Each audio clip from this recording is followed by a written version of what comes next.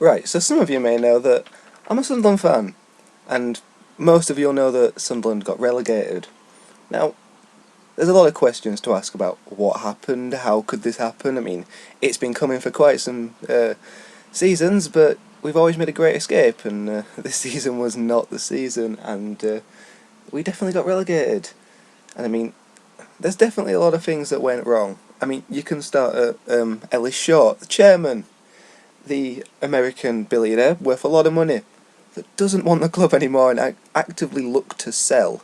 He put an advert up in a brochure for the team. Whoa, good way of selling. But if he didn't want the club, then he's not going to put any money into it. So we had no transfer budget, really, to spend on players.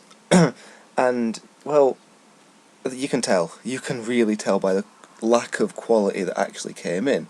But we'll get to that. So Ellis Short, big problem with the team. Hopefully will sell, and I'd take someone with a lot less money that actually cares about the club, actually has some passion in him, actually wants to be there, than some guy that's just worth a lot of money and just wants to do nothing.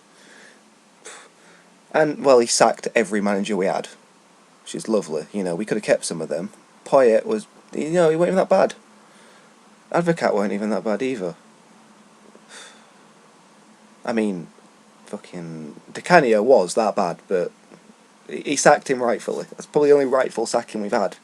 He never stuck with a manager for any time, except he looks like he's going to stick through David Moyes. Who's the next problem? No passion, same tactics, he just didn't change anything.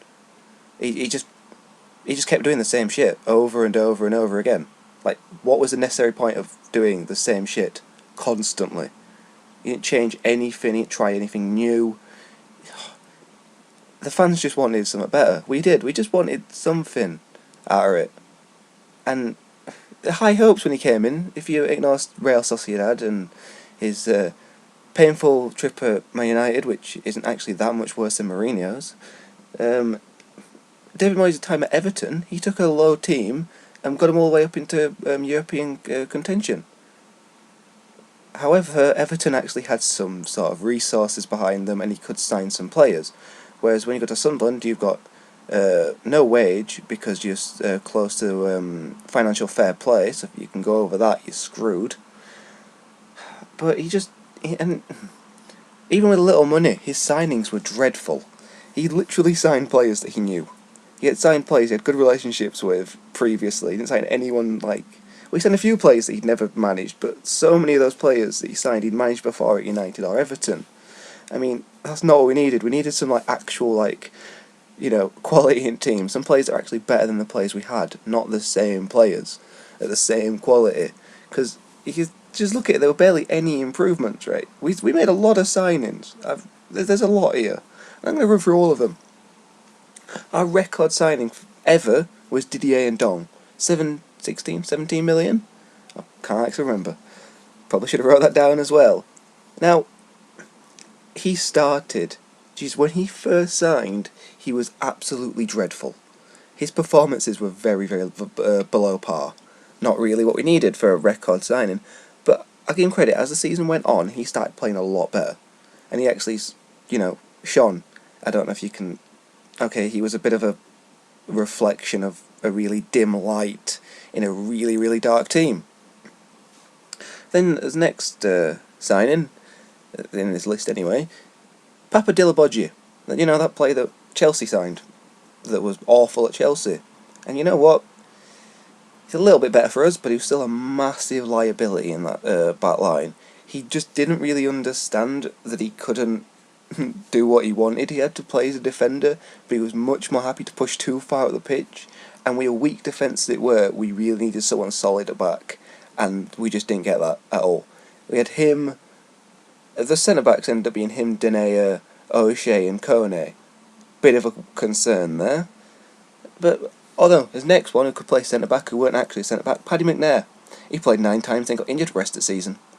And you know what? A brace in the cup against someone, because I can't remember who against.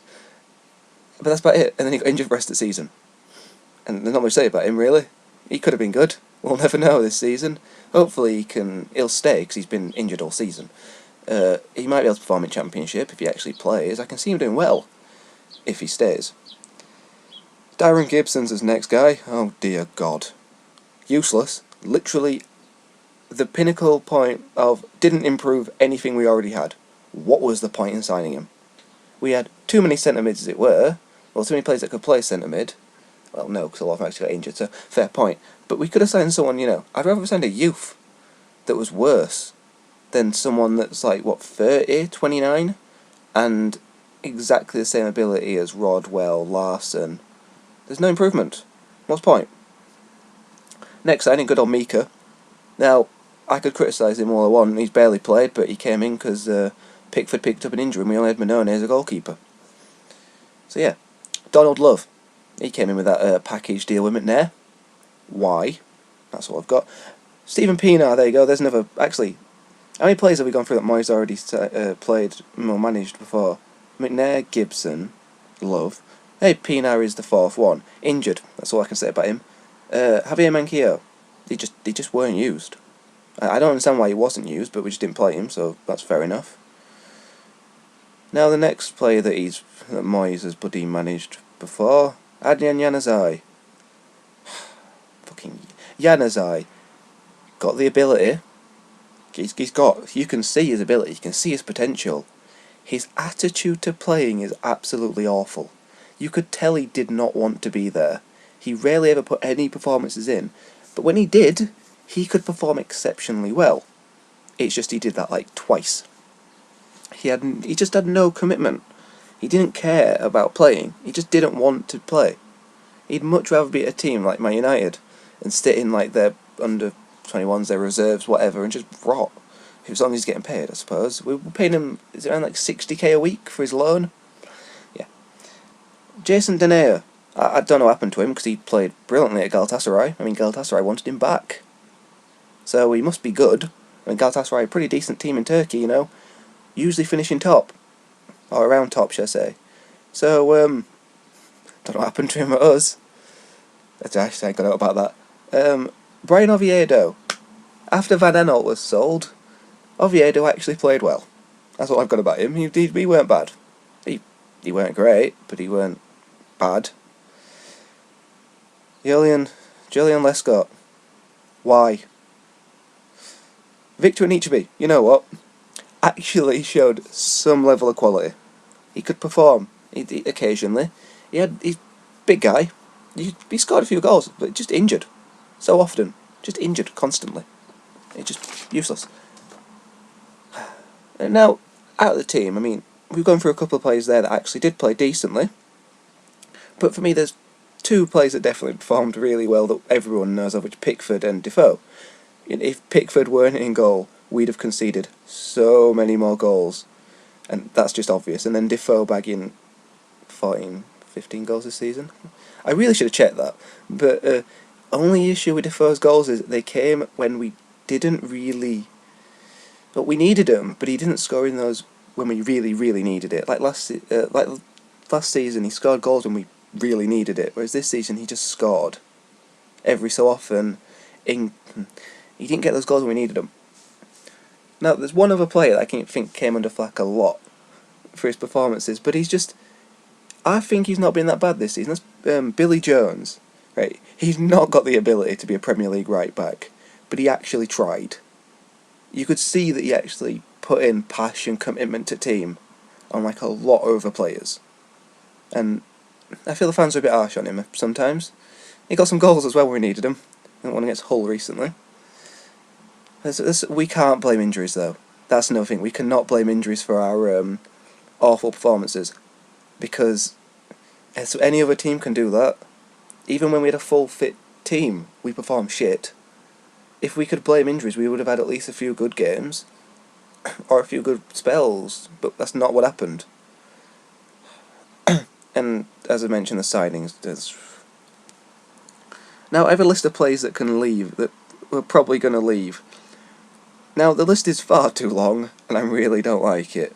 I mean, the obvious one is, obvious two. They're obviously the two best players as well. Pickford. Now, apparently Everton are willing to put a 10 million bid in for him, and other teams are willing to pay more. So, do you know what? Let's sell him. Let's take the money and run. Because you don't want to stay. There's no point pressuring him to stay and trying to keep him to like January. Just get rid of him. If he wants to leave, go while teams are interested in him. Because that's the problem we made with his next player, Defoe. Could have sold him in January for $6 million. Now he has a relegation clause where he can leave for nothing. No money at all for Defoe, so he can go wherever he wants. I'd love to see him go back to West Ham, Spurs, somewhere like that. The Burnley, Bournemouth, any Premier League. Actually, just let him stay in Premier League. He deserves it. Other players that are going to possibly leave. Actually, Dillabodji. I doubt he wants to play Championship. Kone, because Everton have wanted him for a decent amount of time. They might not want him now though, getting relegated, but you never know. Barini, he was not worth the hassle to sign. When he were on loan, and he knew that there was no chance he'd get relegated because he'd be back at Liverpool, he performed extraordinarily well. Before we had Defoe, Barini was our guy to score goals when we needed them. But now when we fully signed him, after that bloody battle that took so long to get him, he just didn't put any commitment into the team. He had no passion, which is a running theme in all these bloody players, and he just didn't want to be there. Next player is Kasri, who so many Sunderland fans seem to adore. Because when he plays, he performs really well. Yes, he can perform well occasionally, but there's a lot of reason why he hasn't played. He's not been fit. Like, he just doesn't... I don't think he trained at a decent enough level, apparently. But Kasri, for me, he's one of those players that's very hit and miss. He could perform really well, but a lot of the time he didn't understand what he was doing. Like, he's extremely ball greedy for a Sunderland player. I mean, you had Januzaj. You couldn't really play Januzaj and Kasri, because no one else would get ball. He just... iffy for me, but he'll probably leave as well, because I'm not the one playing Championship, neither's Barini. Endon could leave. Record signing, but I don't know. A lot of these players have only signed this year. Well, two of them only signed this year, but I could still see him leaving because they don't want to really get relegated and playing Championship. But as I mentioned, Defoe, relegation release clause.